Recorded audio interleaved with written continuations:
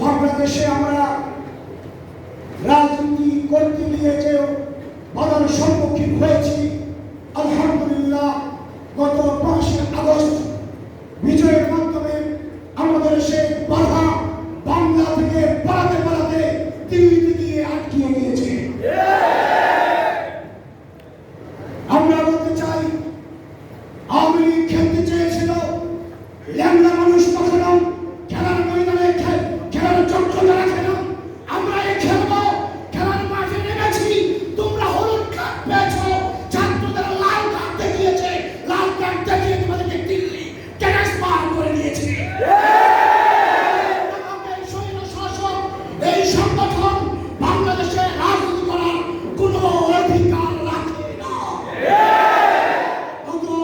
2024 সালের নির্বাচনে যে সমস্ত দল ইসলামী হোক অনিসলামী হোক, যারা এই স্বৈর শাসক হাসিনাকে ক্ষমতায় টিকিয়ে থাকার জন্য সহযোগিতা করেছিল, তারাও স্বৈর শাসকের দোষর, তারাও হাসিনার কার। আমরা বলতে চাই, বাংলাদেশের রাজনীতির ময়দান থেকে আওয়ামী লীগ সহ তাদের দোষরদের, যারা আওয়ামী লীগকে ক্ষমতায় থাকার জন্য 14 দলীয় জোট, ইসলামী ঐক্য জোট, আতাউল্লাহ হাবিবজির নেতৃত্বে খেলাফত আন্দোলন, আপনার বিভিন্ন যত দল আছে যারা স্বৈর শাসকের ক্ষমতার জন্য সহযোগিতা করেছে, ওদেরকে আমি সারা দেশের জনগণকে, সারা দেশের 64,000 বর্গ কিলোমিটারে বয়কট করার আহ্বান জানাচ্ছি। আগামী গত 2-3 দিন আগে বাংলাদেশে ইসলাম নামক যে সংগঠনটা সাইফুল ইসলাম আলিপুর উপর আক্রমণ করেছে, এটাও সন্ত্রাসী সংগঠন। এরা আওয়ামী লীগের দোষর। আওয়ামী লীগ পালিয়েছে। আওয়ামী লীগ, ছাত্রলীগ, যুবলীগ, শ্রমিক লীগ, স্বেচ্ছাসেবক লীগ নামে কোনো আন্দোলন করতে পারছে না।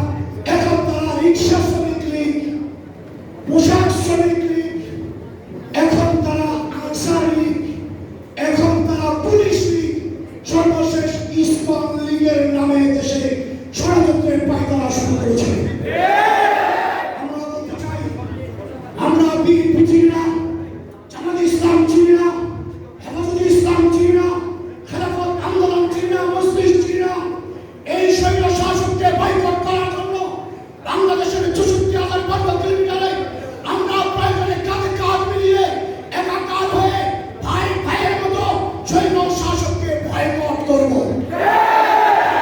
সন্ত্রাসী স্বৈর শাসক বাংলাদেশের ক্ষমতায় জীবনে আর কোনোদিন ফিরে আসতে না পারে। যদি আবার ফিরে আসে, তাহলে শুধু দলগুলোকে নিষিদ্ধ নয়, আমাদেরকে চিরতরে বাংলাদেশ থেকে ধুয়ে মুছে ট্রান্সফার করবে। প্রিয় উপস্থিতি, আমি বলবো, বর্তমান অন্তর্বর্তীকালীন সরকারকে অনতিবিলম্বে ইসকনকে নিষিদ্ধ ঘোষণা করবেন, নচেত ইসকন আপনার জন্যই বিপদ হয়ে দাঁড়াবে। অনতিবিলম্বে যতটুকু সংস্কার করা দরকার, পুলিশে, সেনাবাহিনীতে, বিজেপি